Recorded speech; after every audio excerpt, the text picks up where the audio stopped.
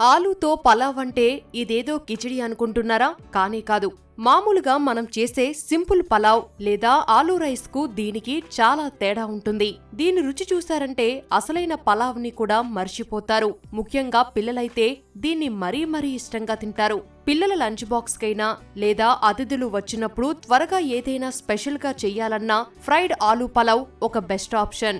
చాలా తక్కువ టైంలో ఎంతో రుచికరంగా ఈ ఫ్రైడ్ ఆలూ పలావ్ ను ఎలా తయారు చేయాలో చూసేద్దాం రండి. ఫ్రైడ్ ఆలూ పలావ్ తయారీకి కావాల్సిన పదార్థాలు: బంగాళదుంపలు 2, బాస్మతి బియ్యం 1 కప్పు, షాజీరా 1 టేబుల్ స్పూన్, లవంగాలు 3 లేదా 4, యాలకులు 2 లేదా 3, దాల్చిన చెక్క చిన్న ముక్క, బిర్యానీ ఆకు 1, పెరుగు 1/2 కప్పు, పచ్చిమిరపకాయలు 2, అల్లం వెల్లుల్లి పేస్ట్ 1 టీ స్పూన్, కారం ఉప్పు తగినంత, ఉల్లిపాయ ముక్కలు 1/2 కప్పు, పుదీనా కొత్తిమీర కొద్దిగా, గరం మసాలా పొడి 1 టీ స్పూన్, నూనె, డీప్ ఫ్రైకి సరిపడా, నెయ్యి లేదా నూనె 2 టేబుల్ స్పూన్లు, పసుపు చిటికెడు.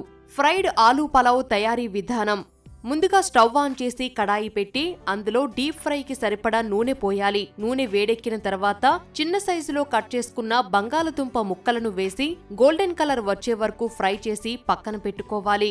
ఇప్పుడు మరొక పాన్ పెట్టి 2 టేబుల్ స్పూన్ల నూనె లేదా నెయ్యి వేసి వేడి చెయ్యాలి. అందులో లవంగాలు, యాలకులు, షాజీరా, దాల్చిన చెక్క, బిర్యానీ ఆకు వేసి వేయించాలి. మసాలాలు వేగిన తర్వాత ఉల్లిపాయ ముక్కలు వేసి అవి గోల్డెన్ బ్రౌన్ కలర్ లోకి మారే వరకు వేయించాలి. తర్వాత పచ్చిమిర్చి ముక్కలు, అల్లం వెల్లుల్లి పేస్ట్, పెరుగు వేసి నూనె పైకి తేలే వరకు ఫ్రై చేయాలి.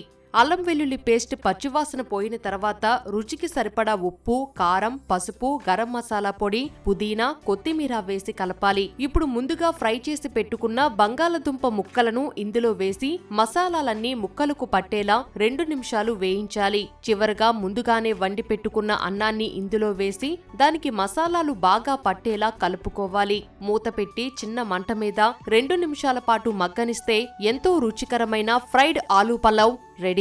కొత్తిమీర, పుదీనాతో గార్నిష్ చేసుకొని సర్వ్ చేసుకొని తిన్నారంటే అదిరిపోతుంది.